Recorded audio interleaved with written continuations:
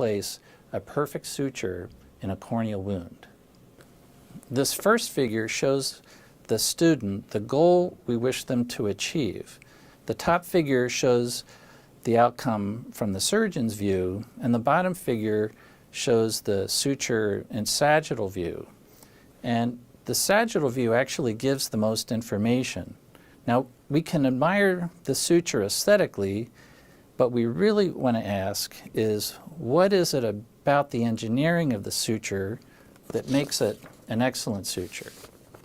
First, we want the suture to be equally long on the graft and the host side of the wound, and we want that length to be consistent at each suture position around the circumference of the graft. Second, we require the suture to be exactly radial on the host and the graft side of the wound. And third, we want the suture to be deep and parallel to the posterior surface of the graft and host, especially adjacent to the graft-host interface, and we're looking for at least 80% depth on each side of the interface. Now, all that attention to suture technique doesn't do any good if the surgeon then ties the suture either too loose or too tight, so we need a suture tension at the wound that gives good apposition without undue compression. So if this is our goal, how do we get there?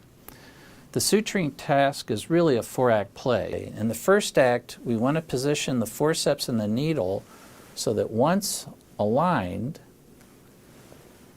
all one has to do is drive the needle along a straight line that begins a fraction of a millimeter in front of the top forceps tip, that it's positioned at the exact position you want the wound edge to be, and exits the corneal margin just inferior to the other forceps tip, which has been pre-positioned barely above the deepest extent of the graft wound margin. In the second act, we need to engage the cornea on the opposite margin in such a way that the suture is radial and also deep and parallel to the posterior surface of the cornea. In the third act, one needs a technique to have the needle point upwards to the surface at the exact distance from the wound margin that you planned. And you want this movement to be as an acute a right turn as possible and not a slow sloping movement to the surface. Finally, we want to tie the suture so that the wound compression is just right, not too loose to leak and not so tight that it induces a large amount of astigmatism. Each of these steps, which looks easy on a figure, actually has a number of setup steps that precede it. There are 8 steps to pass the needle through the graft. There are 6 steps to place the needle deep and parallel to the host surface. There are 3 steps to bring the needle to the host surface, and then there are 12 steps to tie the suture. We want to set up our forceps and our needle in such a way that a straight gross motor movement will allow the needle to enter the cornea 0.8 to 1.0 millimeters from the graft edge, exit the edge of the graft at a depth of at least 80%, and do so along an axis exactly radial to the graft. The following slides will show the setup steps that allow this to occur. First, the surgeon has to look at the cornea and identify the plane that is radial to the graft edge, and then identify the exact positions where the surgeon plans the needle to enter and exit the corneal graft. The first step is placing the needle parallel to the host cornea. This position is the neutral needle holder position for most of the needling we will do on host and graft. Neophytes cannot always tell when they are not parallel to the corneal surface, and so we teach them this strategically important position before they move the needle to the graft surface. The next step moves the needle to the graft along the radial line perpendicular to the graft edge and maintains the same needle position parallel to the graft surface. The needle then remains stationary until we properly position the forceps. Precise forceps positioning is the most important skill the neophyte must learn, so we will spend a lot of time on this slide. First, we separate the two tips of the forceps to make sure the tips are parallel to the radial line along which we propose to pass the needle. Next, we ensure that the two tips are angled at an approximately 45-degree angle relative to the surface of the cornea. Next, we walk the inferior tip down the edge of the graft until we are just above the deep margin. The resident can judge the depth of the tip once they learn how to look through the cornea from the surface and note how the resolution of the tip blurs as it moves deeper and deeper down the graft edge. Next, the resident gazes at the deep forceps tip to make sure that it stays perfectly still while the top tip moves to engage the surface of the graft. Since one has oriented the forceps tips at a 45-degree angle, the line between the forceps tips is the hypotenuse of an isosceles triangle. The wound edge of most grafts is 800 to 1,000 microns, so the distance to the surface forceps tip from the wound margin should also be the same distance, and that distance is the distance from the edge of the graft we want our needle to enter.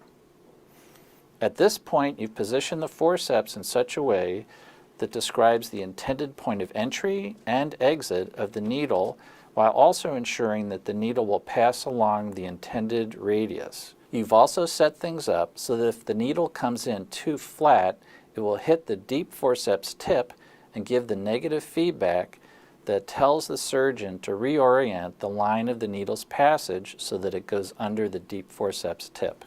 Now we're ready for the needle. Confirm the needle is oriented along the radial axis described by the two tips. Rotate the needle so that it is oriented at a 45-degree angle relative to the surface, the same as the tips of the forceps. The needle enters the cornea as close to the top tip as possible.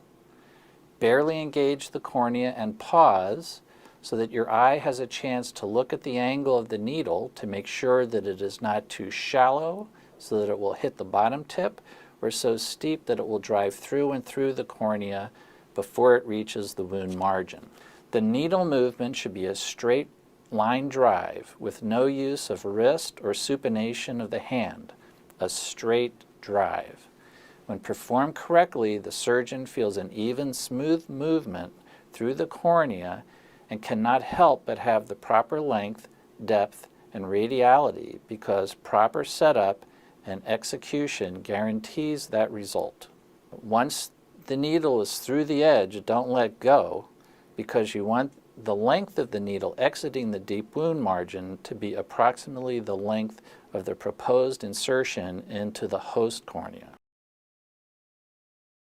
Now we will review the steps in text form on this page and the next. So take your time, study this page.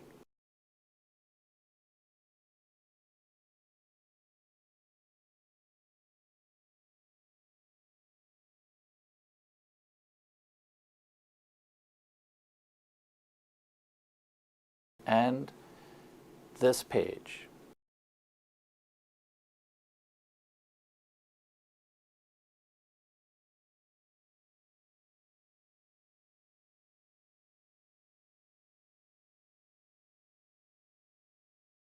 In the following slides, we'll show you the same information, but at high speed to make it into an animation.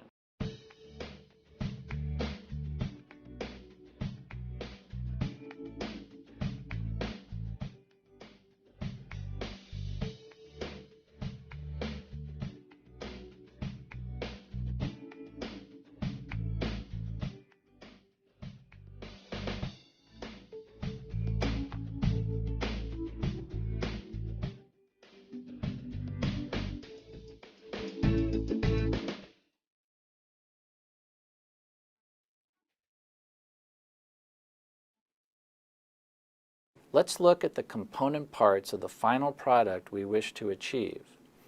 The needle is radial to the host margin. The needle is deep in the host and parallel to the posterior host surface and engaged 0.8 to 1.0 millimeters from the edge of the host wound.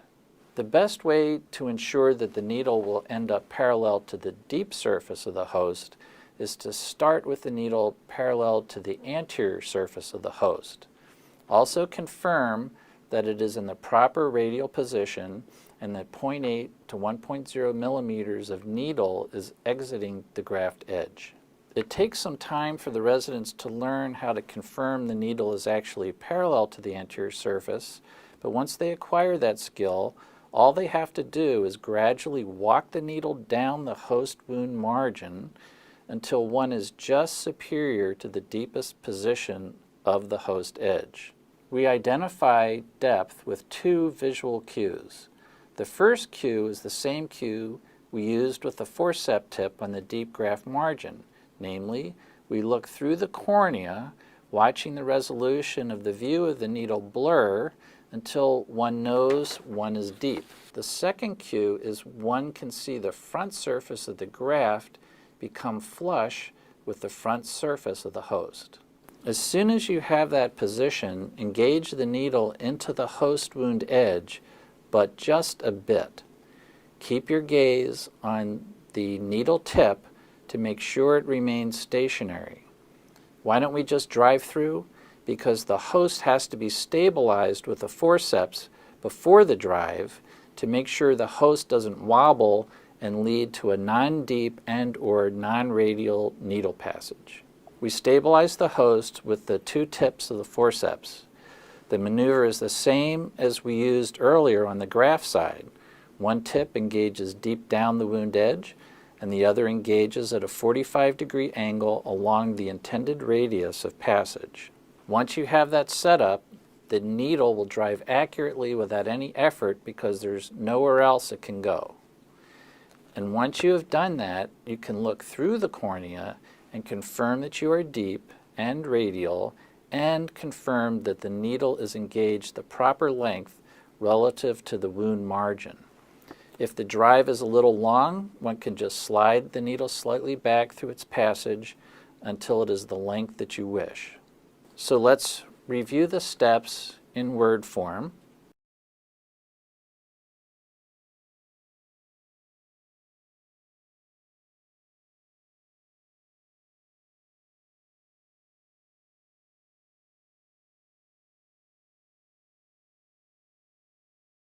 In the following slides, we'll show you the same information, but at high speed to make it into an animation.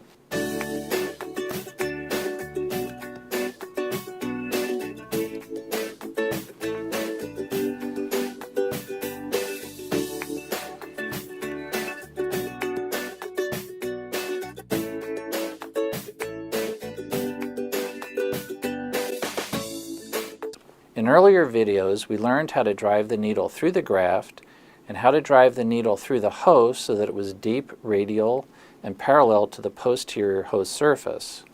Now, we want to learn how to drive the needle up to the surface at as close to a right angle as possible and in such a fashion that it exits the surface 0.8 to 1.0 millimeters from the edge of the host wound. How do we accomplish this goal? First, we use the needle holder to rotate the tip of the needle 90 degrees on its axis from its initial position parallel to the host posterior surface. Once that rotation occurs, we don't drive the needle to the surface with the needle holder. Rather, we drive the cornea into the needle with the colibri. The colibri is positioned on the host surface in a T position, where the colibri is perpendicular to the axis of the needle and the needle tip is halfway between the two edges of the end of the colibri. Note that the colibri is also positioned about 1 millimeter from the host edge. Press down and actually cornea the needle instead of needling the cornea. If you have all your positions correct, it can only exit exactly where you plan to exit and should have the correct depth, length, and radiality. So to review in text,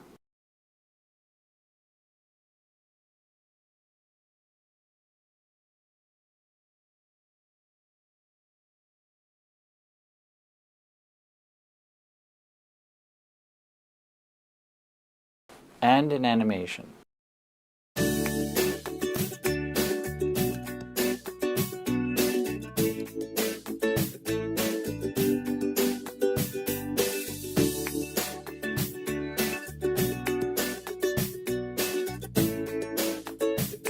I hope you found this video helpful.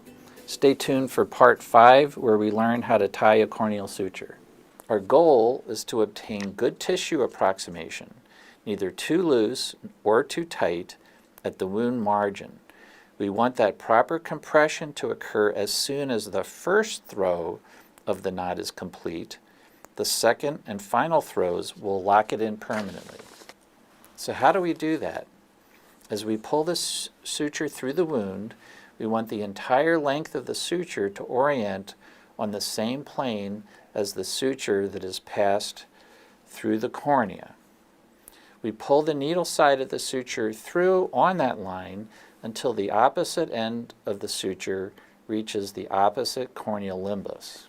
Then we cut the suture about 4 millimeters from where it exits the host cornea. This maneuver gives the student the proper length of suture for tying. Next, pull the suture through the wound until 4 millimeters of suture is left on the graft side of the wound. Next, we make what we call the T. We place the long portion of the suture on the host and place it perpendicular to the short graft suture.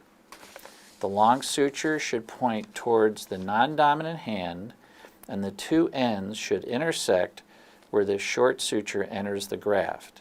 This T position will be the same for every suture you place around the graft perimeter.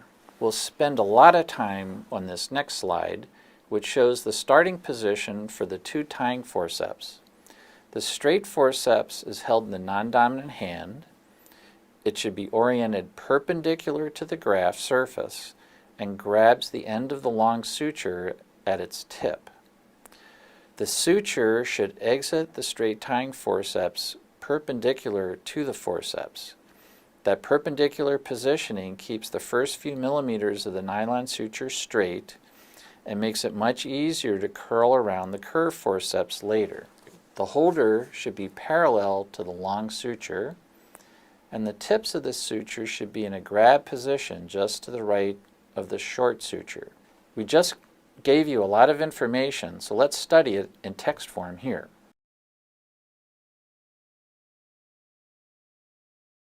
To start to tie, move the straight tying forceps to the short suture, but keep the curved tire in position.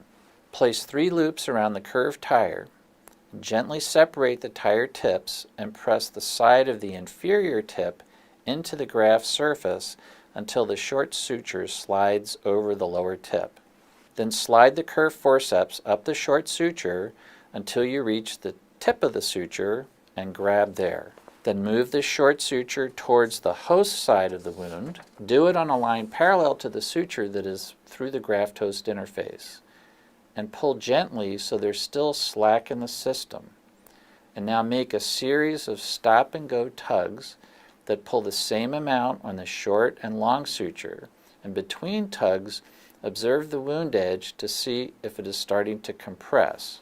When the wound shows the compression you want, put mild tension on the long suture, put mild tension on the short suture, and move the short suture toward the graft parallel to the long suture.